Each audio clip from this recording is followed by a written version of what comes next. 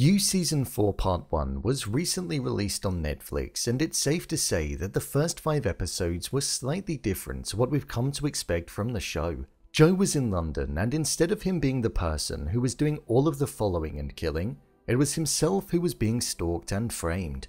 In the finale of Part 1, it was revealed to us that Rhys was the person who was behind the blackmailing, but something about it just didn't add up. And it's now starting to look like Part 2 could be heading in the direction of Rhys not being real and Joe actually being behind these killings. So let's break down and explain why. Here is why Rhys is in Joe's imagination in You Season 4. Just to let you know, this video will contain spoilers.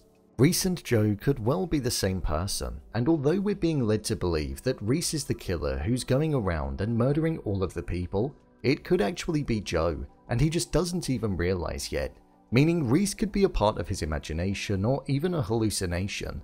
Let's take a look at why. Rhys was a character who we were introduced to very early on in the show, the very first episode of the season. Out of all of the elite characters that Joe had met whilst working as Professor Jonathan Moore, Rhys was drastically different. Unlike most of the people in the group who were born into money, Rhys was an individual who had a traumatic past just like Joe did, and found his way into money by writing a best-selling memoir, a book in which Joe read and was extremely impressed by, so there was already a somewhat similarity and connection with the both of them.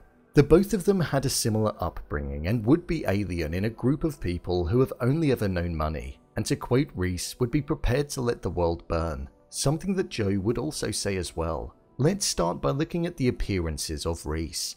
In all of the times that Rhys appeared on screen, he was only ever seen conversing with Joe.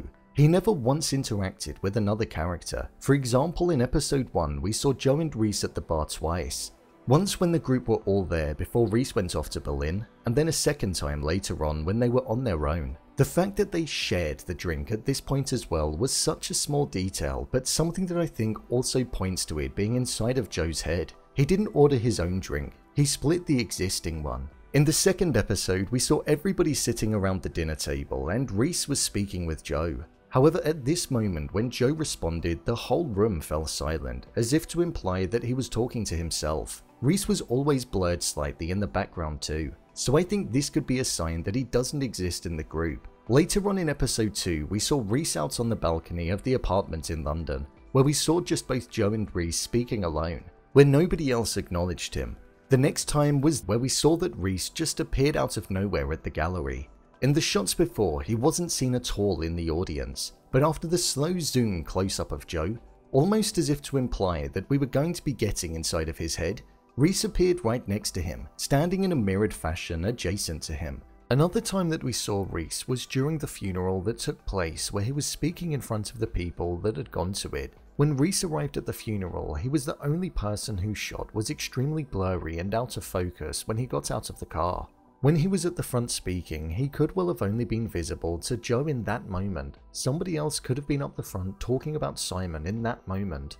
But due to Rhys being a hallucination, that's who Joe could have seen. The next and final time that we saw Rhys was then in episode 5, where he was revealed to be the killer.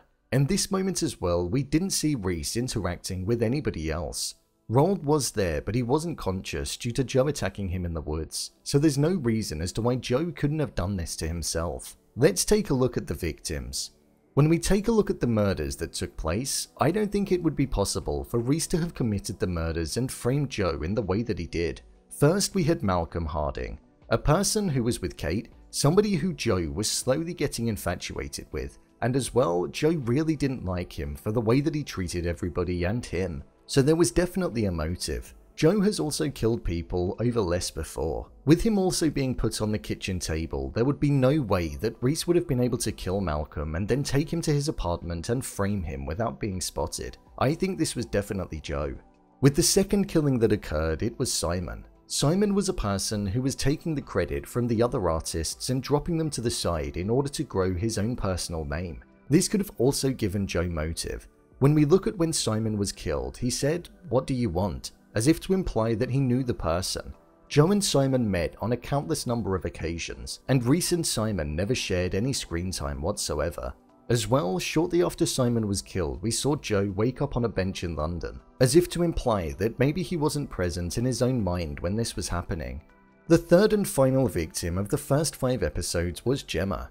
Gemma was probably the character that Joe hated the most out of all of the other people that made up the elite group. She was rude to him when they arrived at the mansion that they stayed in, and she was also rude to the waiters that were working there, making them become human props to the game that she was playing. You could see the anger that was in his eyes upon watching her humiliate people and throw her class and wealth around. So I think this would have been something that would have definitely given him motive in order to take her out. She was killed in Kate's room, and the door connecting to Kate's room is Joe's, so there would have been an easy way for him to get out and avoid being caught by just slipping out through the other door. The fact that again this occurred just after Joe woke up from falling out of a window showed that again he may not have 100% been with his mind. So is Rhys real at all? Well, I believe that Rhys could actually be real, but Joe has just probably never met him.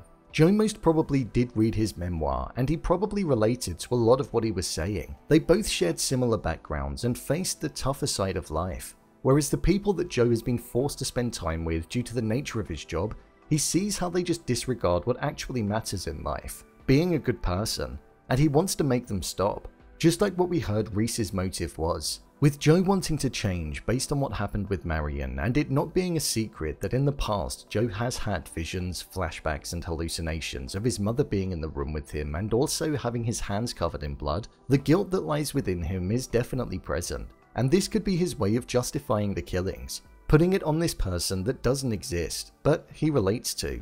In terms of the text messages and the newspaper articles on the wall, the text messages might not even be happening. The messages take place on an app that makes them vanish after they've been read, so there's nothing to say that these messages are just appearing in his mind, and that there are no messages actually being sent to his phone, as there would be no proof. The articles that were on the wall, I think Joe most probably did this. Maybe he just wasn't 100% with it when he was printing them off, but he could have been thinking back on the past and ended up printing them off and putting them all over the wall. With it looking like there's going to be a hallucination of love in part 2, I think that Rhys is just a hallucination and somebody that's within Joe's mind. He may not realize that he's doing what he's doing, but he will most certainly find out in the next part. Joe is not a sane person, remember that.